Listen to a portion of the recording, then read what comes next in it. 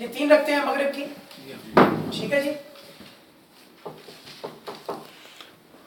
تو ایک بندہ تیسری رکعت میں شامل ہوا، تیسری رکعت اس نے جماعت کے ساتھ پڑھی، تیسری رکعت اس نے جماعت کے ساتھ پڑھی. اس کی کتنی رکعتیں ہو گئی؟ ایک رکعت اس نے پڑھ لی، گنتی میں ایک ہوگی، اس کی گنتی میں ایک رکعت ہوگی. اب اس نے یہ ادا کرنی ہے 2 رکعتیں، اس نے 2 رکعتیں ادا کرنی. اب وہ امام نے سلام پھیرا، وہ کھڑا ہو گیا، مقتدی کھڑا ہو گیا. اب ترتیب میں اس نے کون سی رکعت ادا کرنی ہے؟ پہلی. ترتیب میں پہلی رکعت ادا کرنی ہے. تو پہلی رکعت کہاں سے شروع کرتے ہیں؟ سبحان اللہ سے شروع کرے گا. پہلی رکعت میں سورہ فاتحہ بھی پڑھتے ہیں، وہ سورہ فاتحہ بھی پڑھے گا. پہلی رکعت میں سورت بھی ملاتے ہیں تو وہ سورت بھی ملائے گا. تو ترتیب میں پہلی رکعت ہے، ترتیب میں پہلی رکعت، اور تعداد میں دوسری ہے، کیونکہ ایک پڑھ چکا ہے وہ، اور آپ وہ دوسری ادا، گنتی میں دوسری ہے، اور دوسری 2 رکعتوں کے بعد بیٹھتے ہیں. یہ ایک اصول ہے، 2 رکعتوں کے بعد بیٹھتے ہیں. ترتیب میں پہلی، گنتی میں دوسری، ترتیب میں پہلی اور گنتی میں دوسری. لہذا وہ اس رکعت میں بیٹھے گا بھی، اس رکعت میں وہ بیٹھے گا اور اب دہو والا سورہ تک پڑھے گا. اب دہو والا سورہ تک پڑھ کے وہ کھڑا ہو گیا. اب وہ کون سی رکعت ادا کر رہا ہے؟ ترتیب میں، ترتیب میں کون سی ادا کر رہا ہے؟ دوسری رکعت. کہاں سے شروع کرتے ہیں؟ بسم اللہ سے. سورہ فاتحہ بھی پڑھتے ہیں اور سورت بھی ملاتے ہیں. اور گنتی میں کون سی رکعت ہے؟ اور مغرب کی تیسری رکعت میں بیٹھتے ہیں، مغرب کی تیسری رکعت میں. اور کہاں تک پڑھتے ہیں؟ پورا یوم کو مثال تک پڑھتے ہیں. ٹھیک ہے. تو یہ ترتیب میں دوسری اور تعداد میں تیسری ہے. تو تیسری میں بیٹھتے ہیں تو پورا یوم کو مثال تک پڑھتے ہیں مغرب. ٹھیک ہے. ایک اور مثال لے لیتے ہیں تاکہ یہ مسئلہ اچھی طرح سمجھ آ رہا ہے. عشاء کی مثال لے لیتے ہیں، 4 رکعتوں والی عشاء کی نماز پڑھ رہے ہیں. ٹھیک ہے جی.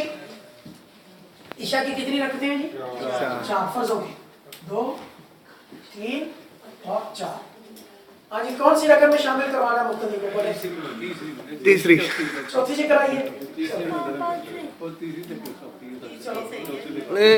تیسری میں شامل کروانا ہے یا چوتھی میں؟ تیسری میں کروا لیتے. چوتھی پہلے تیسری والا دیکھیں، پہلے تیسری والا دیکھیں پھر چوتھی والا دیکھیں. ایک مقتدی جو ہے وہ جماعت کی تیسری رکعت میں شامل ہوا، جماعت کی تیسری رکعت میں شامل ہوا. اب اس نے جماعت کے ساتھ یہ تیسری بھی پڑھی، چوتھی بھی پڑھی. ٹھیک ہو گیا جی. اب اس کی مجھے بتائیں ترتیب میں جو ہے وہ تیسری بھی ادا ہوگی، چوتھی بھی ادا ہوگی. ٹھیک ہو گیا. اور تعداد میں اس نے کتنی رکعتیں ادا کرنی؟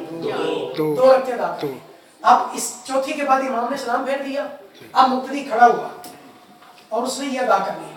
اب جب اس نے بقیہ رکعتیں ادا کرنی ہے تو جو ترتیب میں ادا کرنا ہے وہ کون سی رکعت ادا کرنا ہے؟ پہلی. ترتیب میں پہلی رکعت ادا کرنا ہے. تو پہلی رکعت کہاں سے شروع ہوتی ہے؟ سبحان اللہ سے. اس میں سورہ فاتحہ بھی پڑھتے ہیں، سورت بھی ملاتے ہیں. ٹھیک ہو گیا. اور تعداد میں کتنی بھی رکعت ہے؟ 1 2 3. ٹھیک ہو گیا. تیسری رکعت ہے تعداد میں، گنتی میں. گنتی میں کون سی رکعت ہے؟ اچھا. تیسری میں بیٹھتے ہیں، زیادہ وہ اس میں بیٹھے گا نہیں، اس میں وہ بیٹھے گا. اس کے بعد پھر وہ دوسری رکعت کے لیے کھڑا ہوا. اب یہ اس کی ترتیب میں کون سی ہے؟ چوتھی.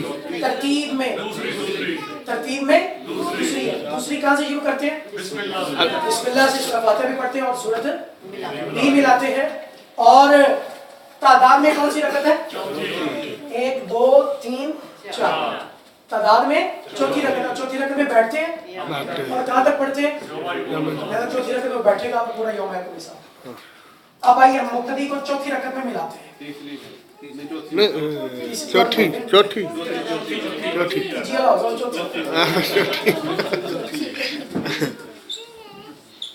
اب امام جو ہے وہ چوتھی رکعت میں شامل ہوا. سوری مقتدی.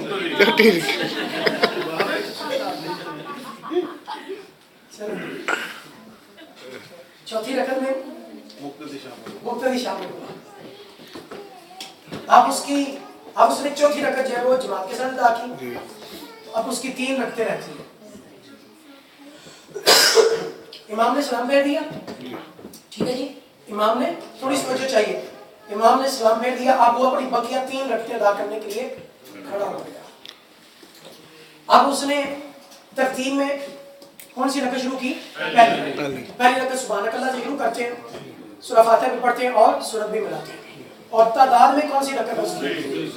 دوسری میں بیٹھتے ہیں یعنی وہ اس میں بیٹھے گا، اس میں وہ ایک ادا کر کے وہ بیٹھ جائے گا، اور دوسرے میں کہاں تک پڑھتے ہیں؟ عبدہ کہاں تک پڑھتے ہیں؟ عبدہ ورسولہ تک پڑھتے ہیں. تو عبدہ ورسولہ تک پڑھ کے اب وہ کھڑا ہو جائے گا. جب وہ کھڑا ہوگا تو ترتیب میں کون سی رکعت ہے؟ بولیں ترتیب میں کون سی ہے؟ تیسری. تو تیسری رکعت کہاں سے شروع کرتے ہیں؟ ترتیب میں تیسری رکعت نہیں ہے، ترتیب میں دوسری رکعت. ترتیب میں کون سی رکعت ہے؟ ترتیب کی بات ہو رہی ہے. ترتیب میں دوسری رکعت ہے. تو دوسری رکعت کہاں سے شروع کرتے ہیں؟ بسم اللہ سے. اس میں سورہ فاتحہ بھی پڑھتے ہیں اور سورت بھی ملاتے ہیں. ٹھیک ہو گیا. اور یہ تعداد میں کون سی رکعت ہے؟ تیسری میں بیٹھتے ہیں لہذا وہ اس میں نہیں بیٹھے. یہاں کے کنفیوژن ہوتی ہے. وہ پریشانی کیا ہوتی ہے، بندہ سوتا ہے ادھر سے تو دوسری رکعت پڑھنی ہے تو بیٹھنا ہوگا. نہیں، یہ دوسری نہیں ہے، یہ تعداد میں آپ کی تیسری ہے، ترتیب میں دوسری ہے. تو ترتیب میں دوسری لہذا آپ بسم اللہ سے شروع کریں گے، سورہ فاتحہ بھی پڑھیں گے اور سورت بھی ملائیں گے. ٹھیک ہے. لیکن یہاں بیٹھنا نہیں. کیوں نہیں بیٹھنا؟ کیونکہ تعداد میں یہ تیسری رکعت ہے اور تیسری رکعت میں بیٹھتے نہیں. اس کے بعد آ جائیں گے والی رکعت. اب یہ ترتیب میں کون سی ہے؟ تیسری. ترتیب میں کون سی ہے؟ تیسری. اور تیسری میں کیا کہاں سے شروع کرتے ہیں؟ بسم اللہ سے. اور صرف سورہ فاتحہ پڑھتے ہیں، صرف سورہ فاتحہ پڑھتے ہیں، سورت ساتھ نہیں ملاتے. اور تعداد میں کون سی رکعت ہے؟ چوتھی رکعت میں بیٹھتے ہیں اور یوم الدین. بس یہ آپ ذہن میں رکھیں فارمولا ترتیب اور تعداد. تو آپ کے لیے تمام نمازوں میں شامل، آپ کون سی رکعت میں بھی شامل ہوں گے تو یہ مسئلہ آپ کے لیے حل ہو جائے گا.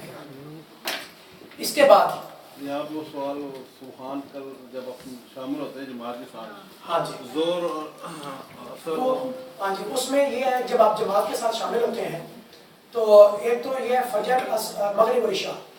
اس میں اگر آپ جماعت کے ساتھ شامل ہوتے ہیں امام کی قرات شروع کرنے سے پہلے اگر آپ شامل ہوتے ہیں تو آپ سبحان اللہ پڑھیں گے. لیکن اگر امام نے قرات شروع کر دی ہے تو پھر آپ اللہ اکبر کہہ کے خاموش کھڑے ہو جائیں گے، پھر آپ نے سبحان اللہ نہیں پڑھنا.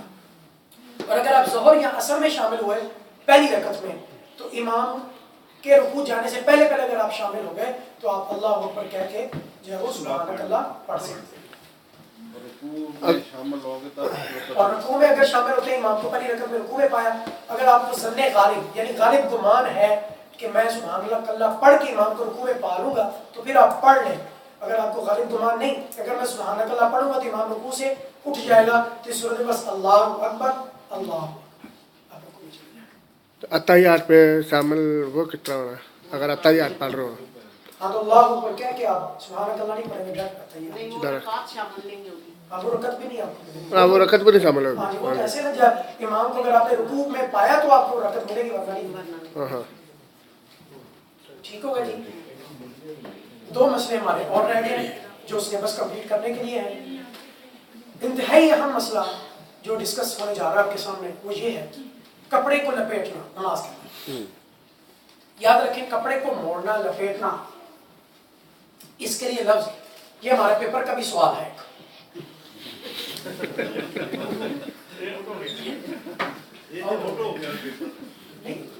یہ دسیا یہ بارے پوچھا جائے گا یہ نہیں پوچھا دسیا کہ کی پوچھا جائے گا. کفے سو کفے سو کا مطلب ہے کپڑے کو لپیٹنا موڑنا. ٹھیک ہے. حدیث پاک میں منع کیا گیا کہ کپڑے کو نہ موڑو. کپڑے کو موڑنے سے فولڈ کرنے سے منع کیا گیا. تو کپڑے کفے سو سے مراد ہے کپڑے کو فولڈ کرنا. یہ نماز میں مکروہ تحریمی ہے. کیا ہے؟ اب دو طرح سے سوال ہو سکتا ہے پیپر میں. ایک سوال یہ ہو سکتا ہے کفے سوپ سے کیا مراد.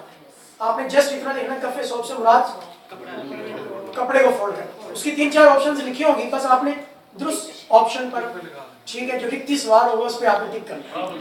ٹھیک ہو گیا. مثلا کپڑے کو فولڈ کرنا ٹھیک ہے کپڑے کو بند کرنا کپڑے کو کھولنا بٹن کھولنا کی مختلف آپشنز بنا دی جائیں گے. جو ہو گیا وہ آپ نے اس پہ ٹک کر دینا. دوسرا سوال اس طرح طریقہ کار یہ بھی ہو سکتا ہے کفے سوپ جو ہے وہ حرام ہے کفے سوپ جائز ہے کفے سوپ مکروہ تحریمی ہے کفے سوپ مکروہ تنزیہی ہے. تو جو درست جواب ہوگا اس پہ آپ نے ٹک کر دیا. ٹھیک ہو گیا. اس طرح کا मकरूह तहरीमी है, कफ़े सौब मकरूह तहरीमी है। इम्तिहान में उर्दू की डिक्शनरी साथ रख सकते हैं। चले जी, कफ़े सौब मकरूह है। ये बच्चों ने तो अभी सुने, हमने तो पाकिस्तान में नहीं सुने ये बात।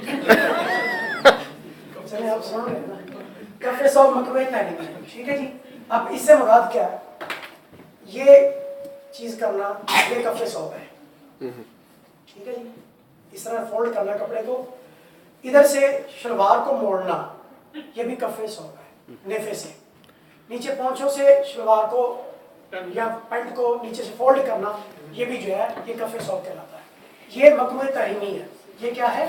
मकरूह तहरीमी का नमाज पर असर क्या होता है? मकरूह तहरीमी का नमाज पर असर ये होता है कि ऐसी सूरत में नमाज को लुटाना वाजिब हो जाता है वक्त के अंदर। अगर नमाज को वक्त के अंदर ना लुटाया, फिर वो जिस हालत और कैफियत के साथ नमाज अल्लाह की बारगाह में उसी तरह पहुंच जाएगी, उसी नक्स के साथ, डिफेक्ट के साथ वो अल्लाह की बारगाह में वक्त के बाद उसे फिर आप कज़ा नहीं करेंगे, वक्त के अंदर आप उसे दोबारा। ये कहलाता है कफ़े सौब। इससे ज़रूर ने मना फरमाया कि कपड़े को फोल्ड नहीं करना, कपड़े को कसना नहीं, मोड़ना नहीं, फोल्ड नहीं करना। इसको बोलते हैं, बोले कफ़े सौब। कफ़े सौब एक होता है सदले सौब।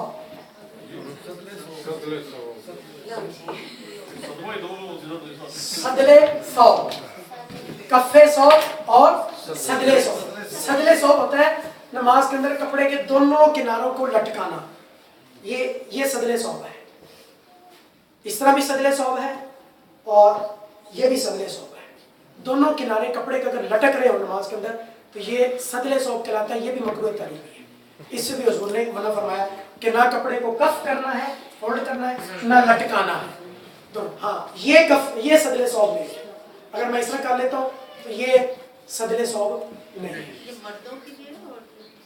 दोनों के लिए से नहीं करता है, यानी दो किनारे नहीं लटकने होने चाहिए इस तरह। ये सदले सौब ठीक हो गया जी। सलवार जो 3 मीटर लंबी है, ऊपर फोल्ड कर दो, किस के करिए। हाँ, इसका ठीक है, अच्छा किया आपने सवाल किया। उसमें एक बाजे में रखें, ये भी परेशानी होती है, पैंट लंबी है, ज़्यादा लंबी है, फोल्ड किए बगैर गुजारा नहीं है, ठीक है। ये शलवार ज़्यादा लंबी है जो एड़ियों से नीचे तक जा रही है, तो इस सिचुएशन में अब क्या करें कि ये तो मकरूह तहरीमी है, हम फोल्ड तो करना नहीं। अब दूसरी तरफ हमने ये भी पढ़ा नमाज के आदाब में कि टखने जो है वो कम से कम वो ज़ाहिर होने चाहिए, उन पर कपड़ा नहीं होना चाहिए, ये भी हमने पढ़ा। और ये फोल्ड भी इसीलिए किया जाता है ताकि टखने ज़ाहिर हो जाए, ठीक हो गया। अब दो चीज़ें हमारे सामने, अगर टखने ज़ाहिर ना हो, टखने ज़ाहिर, टखनों के ऊपर कपड़ा हो, तो इसका नमाज पर क्या असर होता है? तो ये मकरूह तंज़ीही है, ये मकरूह है तंज़ीही। एक होता है मकरूह तहरीमी, एक मकरूह तंज़ीही।